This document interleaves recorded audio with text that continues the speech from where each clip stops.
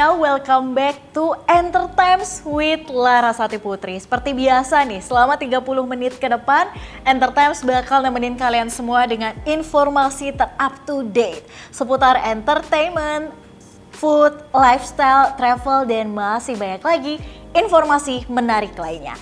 Dan informasi yang kita share di Entertimes ini diambil dari kanal ID Antimes ya, Sobat Milenial. So langsung aja kita ke berita pertama. Kabar kurang menyenangkan nih datang dari aktor pemeran Clint Barton atau Hawkeye yang terlibat kecelakaan pada Minggu 1 Januari 2023 lalu. Dikabarkan kritis pasca kecelakaan, pihak keluarga menegaskan kalau kondisi Jeremy stabil. Dan ini kita simak fakta-faktanya. Pada Minggu 1 Januari 2023, Jeremy Renner terlibat kecelakaan lalu lintas. Kabar ini diberitakan beberapa media online Hollywood.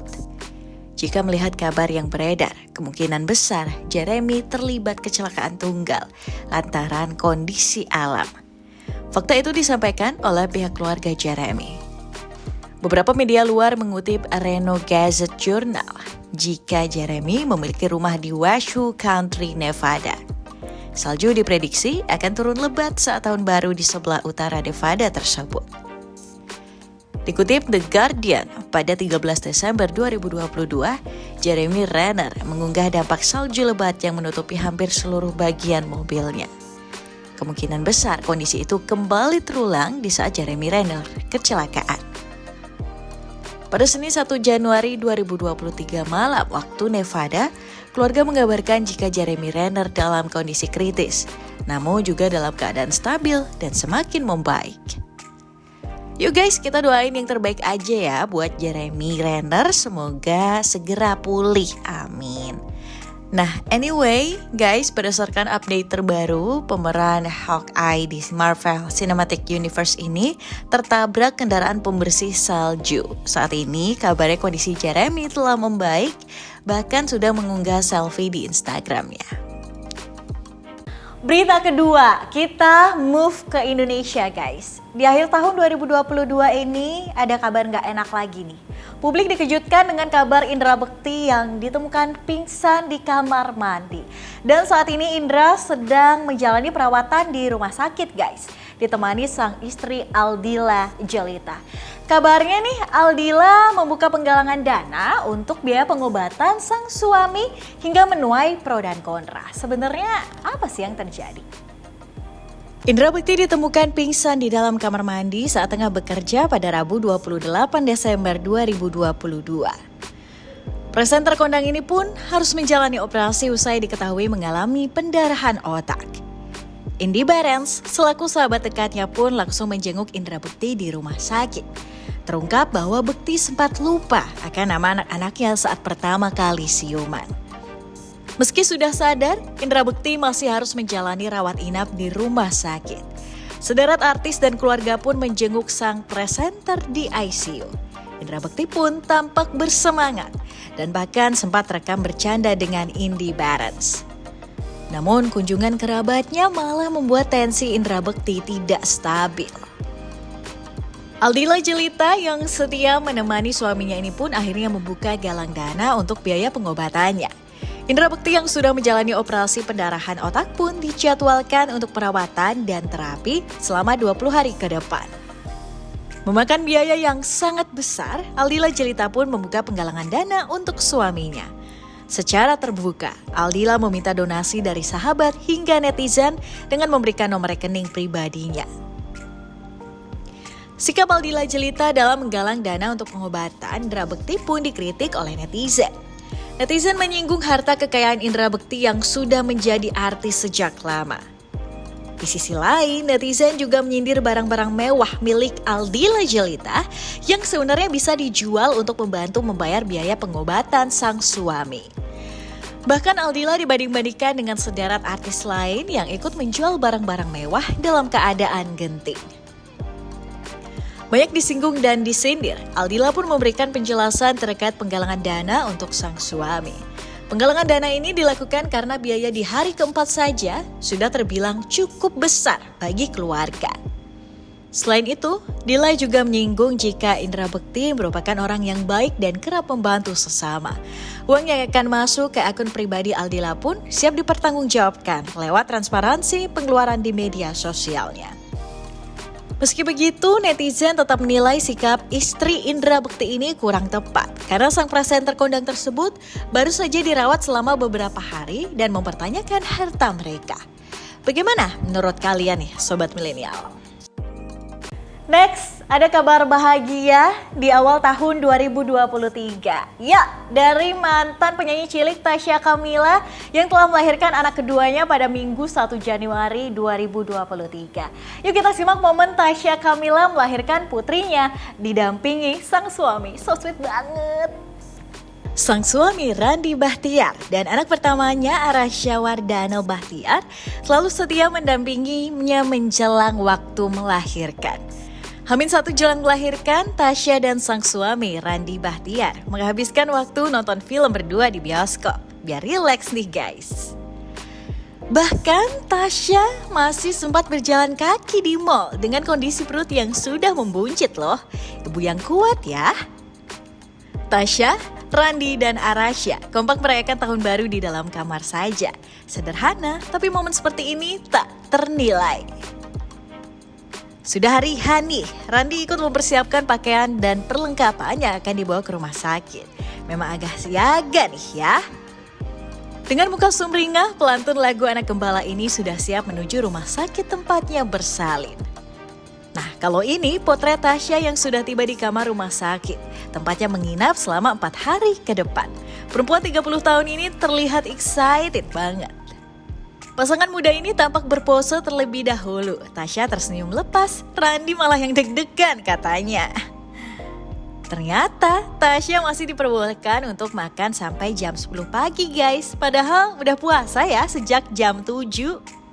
Telah memiliki pengalaman melahirkan anak pertamanya 3 tahun lalu, kini Tasya merasa lebih santai menghadapi detik-detik kelahiran anak keduanya. Tak hanya ditemani Randy dan Arasya, ada keluarga tercinta yang juga mendampingi dan memberi support penuh pada Tasya. Finally, proses persalinan berjalan lancar. Inilah bayi perempuan dalam keluarga kecil Tasya yang diberi nama Syafanina Wardana Bahtiar. Congrats ya! Well, gemes banget ya ngeliat momen detik-detik persalinan Tasya Kamila. Kebahagiaannya kini lengkap dengan hadirnya anak kedua. Semoga Syafanina kelak tumbuh menjadi anak baik kebanggaan banyak orang. Congratulations Tasya dan keluarga. Nah, sekarang kita bahas yang viral-viral nih. Media sosial kembali diramaikan dengan kemunculan sosok viral terbaru, Fajar Setboy. Pasti pada tahu dong ya, Fajar Setboy itu yang mana dan siapa sih gitu. Secara Fajar viral karena video galaunya saat di-ghosting oleh cewek. Nama Fajar Setboy emang diambil dari kisah cinta yang bertepuk sebelah tangan. So, siapa sih sebenarnya Fajar Setboy ini? Buat yang penasaran dan mau tahu, tonton video berikut ini. Dari awal Oktober saya punya chat, dia hari terus, dia tidak pernah marah, cuma dia aja. Cinta tidak selamanya indah, Fajar. Dia tidak selamanya indah, setidaknya saya punya perjuangan dihargai. Kenalin, ini dia yang namanya Fajar Setboy, remaja asal Gorontalo yang mencuri perhatian. Nama Fajar Setboy mencuat usai video galaunya saat di-ghosting cewek viral di media sosial. Video viral itu menampilkan Fajar yang sedang curhat karena chatnya nggak dibales sejak Oktober 2022. Seorang teman sepermainan Fajar kemudian memberi respon dengan mengatakan bahwa cinta tak selamanya indah. Sambil menangis sesenggukan, Fajar menjawab, "Biar tidak selamanya indah, setidaknya saya punya perjuangan untuk dihargai." And then video galaunya viral di media sosial. Kini Fajar pun eksis warawiri jadi bintang tamu di sejumlah program televisi. Bertemu artis papan atas, mulai dari Denny Cagur hingga Raffi Ahmad, Fajar menyebut bahwa hal itu sudah menjadi masa lalunya. Pemilik nama asli Fajar Labatko ini lahir di Sumawa, Gorontalo pada 31 Mei 2007. Artinya saat ini Fajar baru berusia 15 tahun loh. Terinspirasi dari kegalauannya, Fajar bahkan belum lama ini merilis lagu berjudul Aya alias Cinta Tak Selamanya Indah. Lagu tersebut tayang perdana di kanal YouTube Armet Gorapu pada Rabu 21 Desember 2022. Itu dia fakta Fajar Sad Boy yang lagi viral. Berawal dari video galau, akhirnya kini nama Fajar Sad Boy jadi semakin dikenal luas. Nah, ini yang viral-viral lagi, Besti. Belakangan ini meme Mixue lagi viral di media sosial, terutama di Twitter dan juga TikTok. Mixue sendiri adalah nama gerai yang menjual aneka es krim dan minuman yang sudah tersebar di berbagai Indonesia. Tapi mengingat Mixue ini hampir menguasai berbagai ruko kosong di Indonesia, dan hal itu bikin warganet penasaran. Kok bisa ya? Sejarahnya gimana sih? Berdasarkan penjelasan dari video pemilik akun TikTok @tirza_adorable yang juga dikenal sebagai guru Mandarin dan MC, kata Mixue berasal dari bahasa Cina yang terdiri dari dua kata, yaitu mi dan juga sue.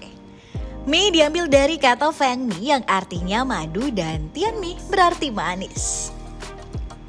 Sedangkan kata sue sendiri memiliki arti salju. Hal ini tentu bisa dilihat ya dari logo Mixue yang seperti manusia salju.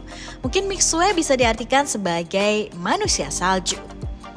Dalam bahasa Cina, manusia salju adalah sue ren. Dengan demikian bisa disimpulkan bahwa kata Mixue, mi itu nada keempat, kemudian sue ada di nada 3.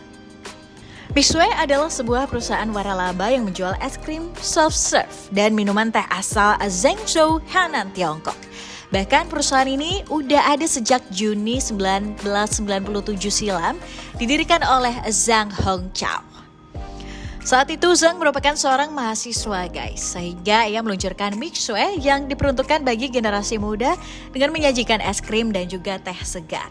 Tentunya misinya adalah membawa produk berkualitas tinggi dan terjangkau bagi semua orang di seluruh dunia. Bahkan setelah lebih dari 1 dekade mengelola Mixue dan mengalami COVID-19 di tahun 2020, Mixue tetap menambah 6.088 toko di 2020 dan 7.643 di 2021. Anyway, di Indonesia, Mixue telah hadir sejak 2020 lalu loh, dan gerai pertama mereka berada di Cihampelas Walk, Kota Bandung. Hingga Maret 2022, tercatat sudah ada 317 gerai Mixue yang sudah tersebar di Indonesia. Bahkan kemungkinan jumlahnya terus bertambah setiap harinya hingga saat ini. Pada 2018, Mixue meluncurkan logo baru mereka yang diberi nama Snow King, yang kini bisa kamu temui di banyak ruko di tanah air. Menurut laman resmi Mixue, ulang tahun resmi Snow King bahkan jatuh pada 22 November. Snow King sendiri memiliki jabatan di Mixue nih, yaitu Chief Quality Officer, juru bicara Mixue Ice Cream anti seumur hidup. Hobinya adalah menyanyi, menari, menjelajahi cara baru melahap es krim dan teh, serta selalu tergiur saat melihat toko teh susu favorit. Saat ini Mixue telah memiliki kurang lebih 20.000 gerai di kota kelahirannya, Cina. Mixue memiliki setidaknya 1.000 gerai franchise di negara-negara Asia Tenggara seperti Filipina, Vietnam, Singapura, Malaysia, dan Indonesia. Mengutip Pen Daily, Vietnam merupakan negara tempat franchise Mixue pertama kali didirikan di luar negeri loh. Pada akhir Maret 2022, Mixue telah membuka 249 gerai di negara tersebut. Menurut data terbaru, Mixue memiliki 22.276 gerai di seluruh dunia. Selain itu, Nikkei Asia melaporkan angka itu bisa bertambah hingga 30.000 pada penghujung 2022. Itu dia arti dan sejarah lengkap Mixue, kedai es krim dan minuman yang belakangan ini viral di media sosial. Bahkan saat ada ruko kosong, di situ kamu akan segera menemukan logo Mixue. Besti, jangan kemana-mana, Entertimes bakal balik lagi setelah pesan yang berikut ini. So stay tune terus di Entertimes. IDN Programmatic OOH is the first internet and GPS-connected out-of-home media platform.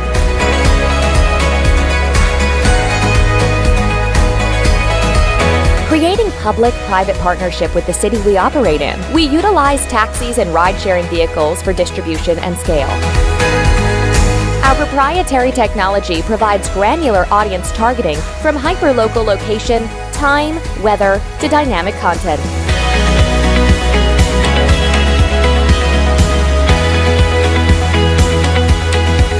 We bridge your digital life to real life.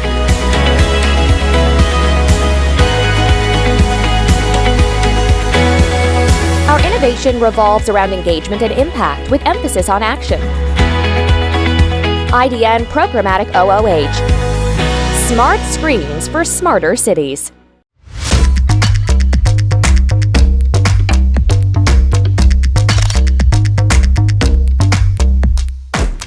Annyeong, Cinggude, balik lagi ke Entertimes with me, Larasati Putri. Cinggu, dunia hiburan Korea Selatan dihebohkan nih dengan berita asmara artisnya. Kalian pasti udah pada tahu lah ya. Ya, betul banget. Kabar itu datang dari penyanyi Lee Ji-eun alias Ayu dan juga Lee Jong-suk. Bahkan agensi mereka berdua ini udah confirm loh kalau keduanya emang telah menjalin hubungan selama 4 bulan. Yuk kita lihat perjalanan hubungan Ayu dan Lee Jong-suk hingga resmi pacaran. Bikin envy, Ayu dan Lee Jong-suk pertama kali mengenal pada 2012. Saat itu keduanya sama-sama menjadi MC di acara Inkigayo. Mereka menjadi MC di acara musik tersebut hingga 2013.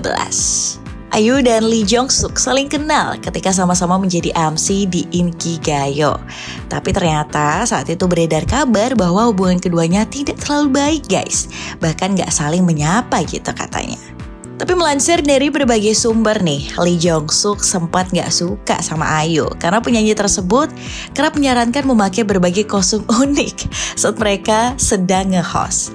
Nah, oleh karena itu, aktor berusia 33 tahun tersebut merasa kesal kepada Ayu. Setelah kabar tak baik tersebut, akhirnya Lee Jong-suk buka suara dan membenarkan bahwa ia sempat tak menyukai Ayu. Tapi hubungan Lee Jong-suk dan Ayu baik-baik aja sih. Bahkan Lee Jong-suk menyebut bahwa Ayu telah menjadi salah satu teman terdekatnya. Beredar kabar bahwa Ayu juga datang ke pernikahan adiknya Lee Jong-suk. Saat itu pelantun lagu Blooming ini menjadi salah satu tamu undangan di pesta pernikahan adik Lee Jong-suk. Ayu bahkan disebut menyanyi di acara yang berlangsung pada awal 2022. Baru-baru ini dikabarkan juga bahwa Ayu dan Lee Jong-suk menghabiskan waktu bersama. Mereka disebut menghabiskan liburan selama 3 hari di Jepang. Ayu terlebih dahulu melakukan perjalanan ke Jepang bersama adik Lee Jong-suk. Kemudian beberapa hari setelahnya, aktor papan atas Korea Selatan tersebut menyusulnya. Kabar soal kedekatan Ayu dan Lee Jong-suk akhirnya diberitakan oleh Dispatch pada Sabtu 31 Desember 2022. Menurut laporan tersebut, keduanya telah menjalin hubungan asmara selama 4 bulan dan sudah saling mengenal keluarga satu sama lain. Agensi Lee Jong-suk High Zoom Studio mengonfirmasi soal kabar hubungan asmara aktornya dan juga Ayu. Mereka membenarkan bahwa Ayu dan Lee Jong-suk memang sedang berpacaran. Sementara itu, agensi Ayu, IDM Entertain, nyusul memberi konfirmasi kalau mereka membenarkan keduanya berpacaran dan meminta fans untuk memberi dukungan untuk pasangan tersebut. Well, selamat ya untuk hubungannya Ayu dan juga Lee Jong-suk. Semoga langgeng dan bahagia selalu. Kalau tadi kita bahas aktris dan aktor yang lagi lovebirds nih, alias kasmaran, sekarang kita bahas yuk list drama Korea yang bakal tayang di tahun 2023 ini. Macem-macem, banyak banget genrenya.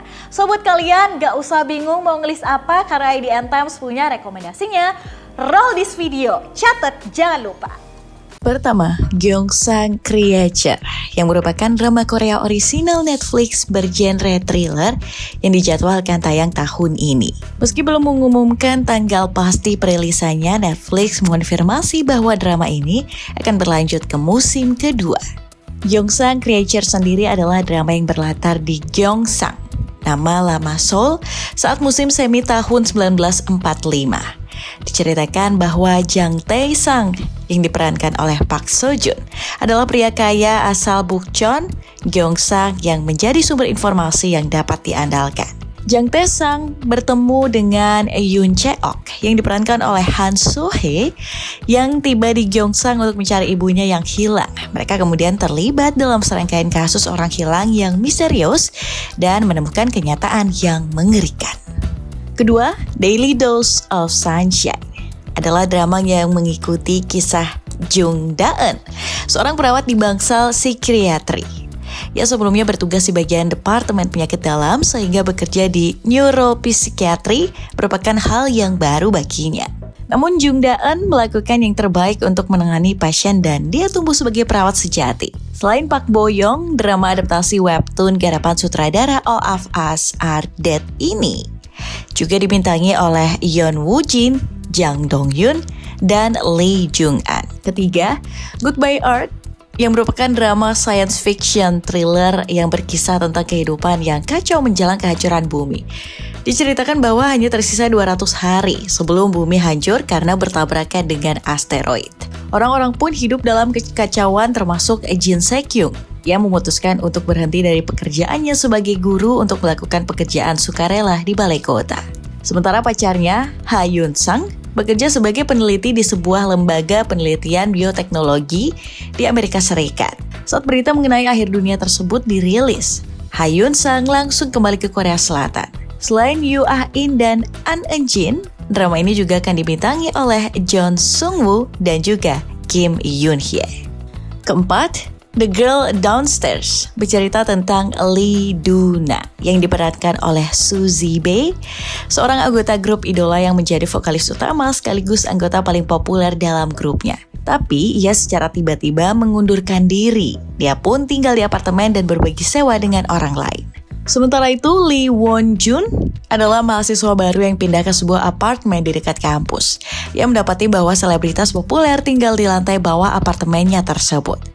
Awalnya, Lee Won-jun mencoba untuk menghindari Lee Do-na, tapi dia malah semakin tertarik dengan kehidupan artis yang misterius tersebut. Sikap hangat yang ditunjukkan Lee Won-jun pun akhirnya membuat Lee Do-na tertarik. Kelima, Black Knight. Berlatar tahun 2071, Black Knight mengisahkan tentang 1% populasi dunia yang selamat dari polusi udara beracun yang menghancurkan bumi. Orang-orang yang tersisa ini dipisahkan dalam kelas sosial yang ketat. Mereka juga jarang keluar rumah karena adanya gas beracun. Para warga pun mengandalkan Knights, sekelompok pengemudi pengiriman khusus untuk memenuhi persediaan mereka. Salah satu Knight legendaris di sana adalah Knight 58 yang diperankan oleh Kim Woo-bin, yang sangat terampil dalam pertempuran fisik. Suatu hari, Knight 58 bertemu dengan pengungsi bernama Sawol yang diperankan oleh Kang Yo-sok dan membantunya menjadi seorang Knight. Dan masih ada beberapa list yang bisa kamu baca langsung selengkapnya hanya di kanal Hype IDN Times. Blackpink in your area? Cinggu, Jisoo Blackpink akhirnya dikonfirmasi bakal debut solo loh di tahun ini. Omona cuke. Setelah Jennie, Rose, dan juga Lisa, akhirnya giliran Jisoo yang ditunggu para fans nih bakal debut solo di tahun ini. Gak sabar sama comebacknya Uri Jisoo. Yuk kita simak fakta-faktanya. Usai menanti 1000 purnama, YG Entertainment akhirnya mengonfirmasi kalau dalam waktu dekat member tertua Blackpink bakal debut sebagai penyanyi solo. Dalam keterangan yang dipublish pada 2 Januari, YG menuliskan jika saat ini proses persiapan album solo Jisoo sedang dikerjakan, guys. YG juga menulis bahwa sembari menjalani tur bersama Blackpink, Jisoo sudah melakukan pemotretan sampul album. Well, kita tunggu aja ya kabar dari perilisan album solo Jisoo. Gak sabar ih. Guys, don't go anywhere karena habis ini Enter Times bakal balik lagi dengan informasi yang lebih seru tentunya. So, stay tune terus. dulu di IDN App. Tonton live streaming kreator dan topik yang kamu suka, beri hadiah dan ngobrol dengan streamers favoritmu, bisa nonton sambil berkegiatan lain tanpa perlu langganan. Yuk download sekarang!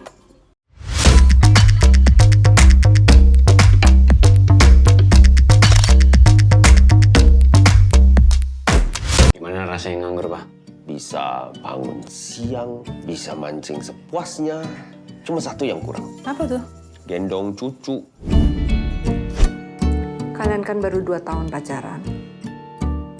Emang udah yakin? Semakin cepat kami menikah, semakin banyak waktu yang bisa saya habiskan bareng Natali. Switch tak. Semuanya udah siap ya. Gimana Mas? Bagus? Waduh, mata anaknya nyatu di tengah, Bu. Biji matanya ngumpul kayak reuni akbar. Gimana Nario, aman? Ciamik, Mbak. Capi-capi gemes, persis aku. Manda, udah lama banget ya kita nggak ketemu. Iya Om. Jadi tiba-tiba aku harus ngurusin anak orang. Apa aku harus ngurusin bapaknya sekalian? Han, kau ini kenapa lagi? Wah, anak. Hah? Dengan siapa? Anak dari gua. Oh, cucu. Kamu ini mau pindah kerja ke Singapura? Jadi gini Tante, Kalau kamu mau nikah dengan Natali, kamu harus stay di Jakarta. Kamu cerita sama papa ya? gimana cara aku ngomong sama Papa? Aku tuh nolak nerusin toko karena mau ke Singapura. Terus sekarang aku harus bilang sama dia ke Singapura nggak jadi gitu. Kamu yakin mau nikah sama Erwin? Mama nih sebenarnya ngerestuin apa enggak sih? Sepi banget. Tante nggak punya anak. Aku rasa kalau kamu mau, kamu bisa jadi ibu yang baik. Kamu itu ikut mojokin aku. Bikin seolah aku yang paling jahat kok. Yuk, aku sayang sama kamu, tapi aku juga pengen punya anak. Lu tuh kayak malu banget ya punya keluarga kayak kita. Sorry banget ya, Win, ya, kalau kita udah nodain hidup lo yang sempurna itu. Erwin, kalau kamu pergi pernikahan ini batal.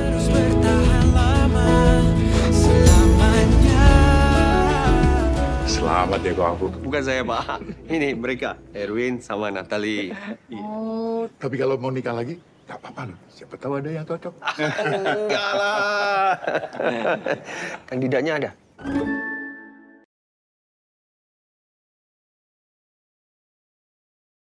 Hola, balik lagi ke Enter Times by IDN Times dengan aku, Larasati Putri. Guys, udah pada nonton belum? Cek Toko Sebelah 2. Yang belum, gas nonton dong di bioskop kesayangan kalian semua. Anyway, sukses dengan film pertamanya, Ernest Prakasa kembali menggarap film Cek Toko Sebelah 2 nih. Di kesempatan spesial pas main ke IDN Times, Ernest Prakasa dan juga Dion Wiyoko cerita loh soal proses casting sampai produksi film Cek Toko Sebelah 2. Yuk kita simak obrolan selengkapnya.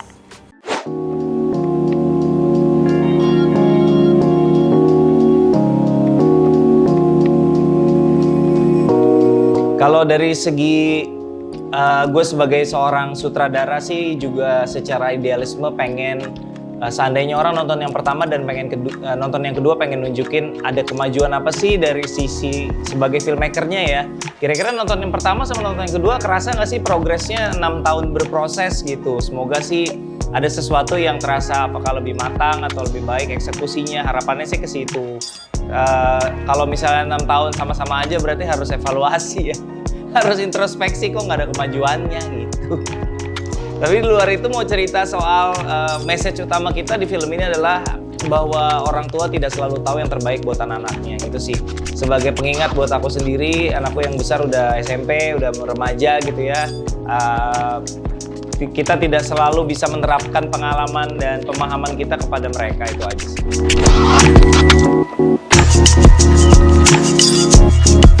Pastinya udah siap-siap lah kalau nanti misalnya orang nonton, bagusan yang pertama itu udah resiko dari semua sequel ya aku rasa ya. Jadi kita juga udah ready untuk itu gitu. Jadi kalau misalnya ntar dibilang kayaknya bagusan yang Cek Toko Sebelah 1 daripada Cek Toko Sebelah 2, ya itu bukan sesuatu yang aneh lagi gitu. Jadi ya beban pasti ada, tapi ya coba untuk kita kerjakan dan eksekusi sebaik mungkin. Semoga ketika teman-teman nonton nggak kecewa.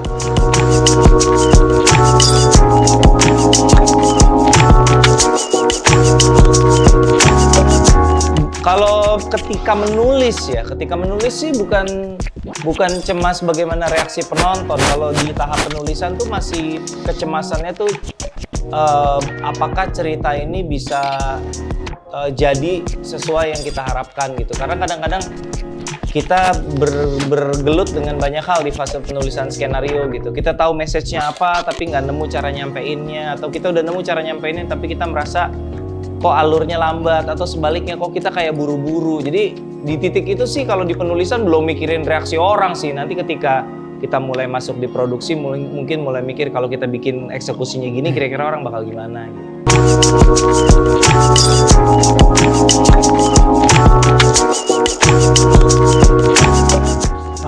Sebenarnya pengalamannya malah kayak reunian bareng gitu ya.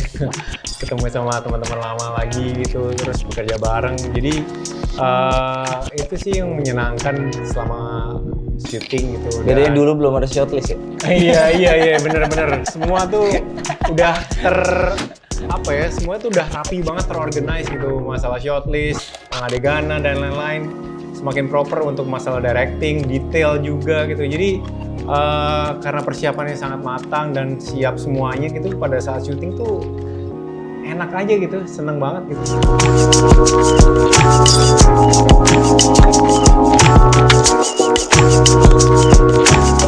Sebenarnya kalau dibilang yakin sih, setiap kali melakukan sesuatu pasti nggak pernah 100% yakin, pasti ada ketakutan, ada keraguan. Cuman kan motivasinya ketika memutuskan untuk membuat sequel ini, akhirnya membuat sequel ini adalah ketika akhir tahun lalu kita mikir gimana caranya tahun depan, which is tahun ini, gimana caranya kita bisa meramaikan kembali bioskop gitu. Karena akhir tahun lalu masih sepi ketika itu gitu.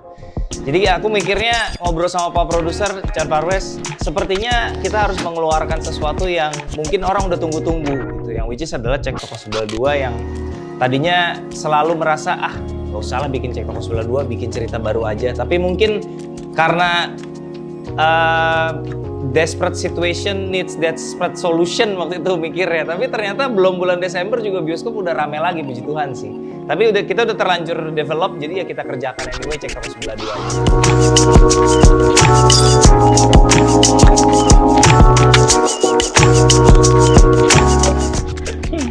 Wah, banyak disukanya sih gitu karena kerjanya, karena ya tadi yang gue udah bilang persiapannya sangat matang, jadi cepet gitu semuanya udah dilatih dengan baik. Jadi pada saat semuanya set, terus pemain masuk, take-nya juga lancar gitu. Jadi sangat efisiensi lah gitu untuk masalah waktu gitu. Terus kalau misalnya gue suka juga karena Eres udah berproses cukup panjang juga, dia sangat detail gitu untuk masalah pengadeganan dan dialog. Kalau nggak sukanya nggak sukanya mungkin 6 tahun baru dipanggil baru berapa kali lah. Buset, masih kurang sering ya. Masih kurang sering ya.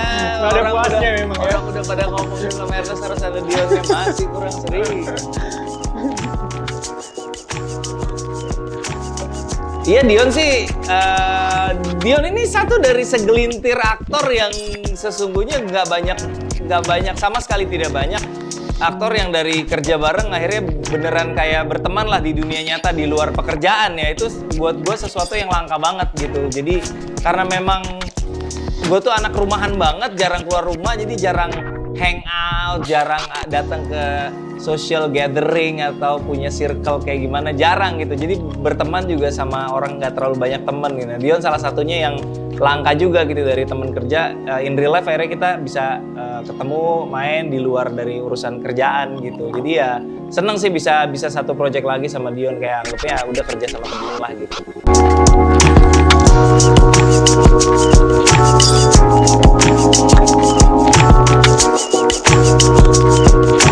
Pasti pertimbangan utama adalah kecocokan terhadap karakter yang dibutuhkan oleh skenario, udah pasti sih. Aku pribadi sih nggak percaya kalau jumlah followers itu pengaruh ya, karena ya nggak ngaruh lah untuk kesuksesan filmnya menurutku. Yang terpenting adalah cast-nya bisa nggak compatible sama karakternya, cocok nggak dia memerankan karakter ini, bagus nggak dia memerankan karakternya gitu. Karena kalau soal seberapa nama besar dan lain sebagainya kita udah lihat banyak lah yang top followers jutaan film yang nggak laku, sebaliknya followers dikit film yang laku juga banyak. Jadi itu udah nggak bisa jadi patokan menurutku. Jadi yang paling penting adalah kecocokan antara si aktor sama si karakternya, itu sih.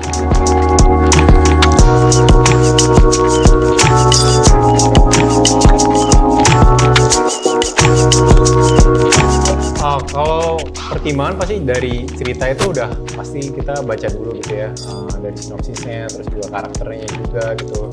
Habis itu baru berlanjut siapa nih tim produksinya, siapa direkturnya, pokoknya siapa yang mendukung director ini gitu. Sampai akhirnya memang lihat juga dari cast lainnya yang nanti akan bermain dengan lawan siapa gitu. Itu juga mempengaruhi untuk memilih project itu diambil atau enggak. Budget enggak berarti? Budget mah ya. Budget nah, dia nggak butuh, nol juga oke kok ya.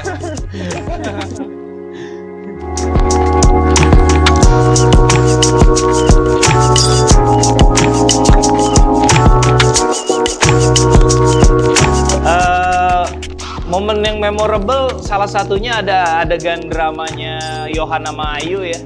Itu gue inget banget ketika scene itu kita lagi syuting tuh, sampai gue tuh di monitor tuh sampai, karena sunyi banget kan ya, jadi scene-nya scene drama, semuanya silent gitu, gue tuh sampai bisa denger degup jantung gue sendiri saking deg-degannya nontonin scene itu gitu. Itu scene yang salah satu scene yang kayaknya cukup powerful di film ini. Semoga nanti teman-teman juga suka sama scene-nya. Sayangnya belum bisa di-spoiler. Yang memorable ya ini sih, Yohan bareng sama geng Capsa itu selalu kocak kan mereka gitu. Jadi ya kalau pas lagi take tuh nahan ketawa itu selalu menyulitkan. Kayak gitu. games tahan tawa ya? Iya, emang kocak banget mereka bertiga.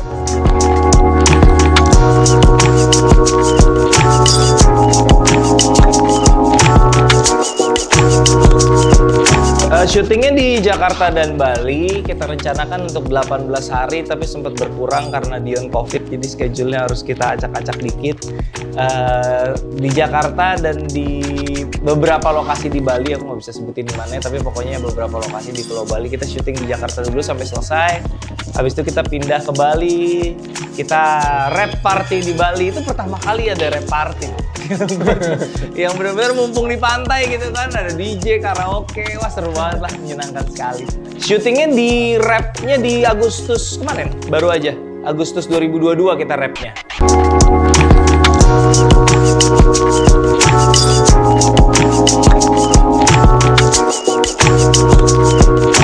Ya kalau teman-teman pengen nonton drama komedi keluarga yang hangat, lucu, menyenangkan, dan harapan aku sih bisa setelah selesai nonton bisa meninggalkan kesan atau aftertaste yang bikin seneng gitu ya. Pengennya sih kayak gitu. Semoga bisa, walaupun secara cast sedikit berbeda, secara cerita sangat berbeda dari Cek Toko Sebelah yang pertama, tapi kami sih pengennya ketika teman-teman nonton, aftertaste-nya itu mirip-mirip lah sama yang pertama. Rasa seperti itu yang pengen kita hadirkan di bioskop.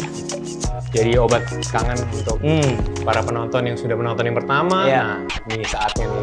Ditunggu-tunggu 22 Desember di bioskop. Yah, nggak kerasa nih kita udah sampai di penghujung acara. Udah 30 menit Laras nemenin kalian semua. Tapi jangan sedih guys, karena Entertainment bakal balik lagi pekan depan. So jangan lupa saksikan terus Entertainment by IDN Times cuma di IDN App setiap Jumat pukul 16 waktu Indonesia Barat. Dan ada juga rerun Entertainment by IDN Times di mana lagi kalau bukan di kanal YouTube IDN Times. Tapi kalau misalnya kalian belum download IDN App nih, yuk cus dulu download karena IDN App ini banyak banget benefitnya dan kalian downloadnya tanpa dipungut biaya alias gratis. So aku Larasati Putri bersama teman-teman yang bertugas pamit undur diri dari hadapan kalian semua. Sampai ketemu di Entertainment pekan depan. Thank you ya udah nonton Entertainment hari ini. See you, bye-bye and stay healthy.